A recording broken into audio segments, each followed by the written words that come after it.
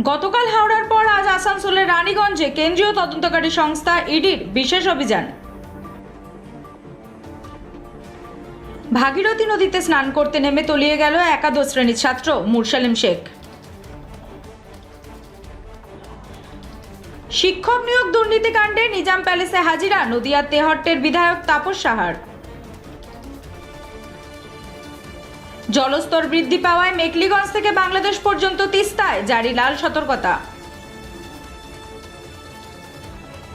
বঙ্গে অব্যাহত ভোট পরবর্তী সন্ত্রাস, মুখ্যমন্ত্রীকে চিঠি রাজ্যপালের।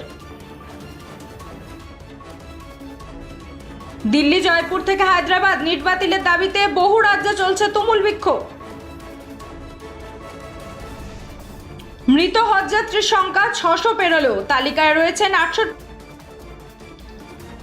দিল্লির জলসংকট সমাধানে দাবিতে অনশনে অতীশী, জেল থেকে শুভেচ্ছা কেজরির। এখনই মুক্তি পাচ্ছেন না কেজরিওয়াল, জামিনের বিরোধিতা করে হাইকোর্টে ইডি। দেশ জুড়ে পালন হচ্ছে 10ম যোগ দিবস, শ্রীনগরে যোগ দিবস পালন করলেন প্রধানমন্ত্রী।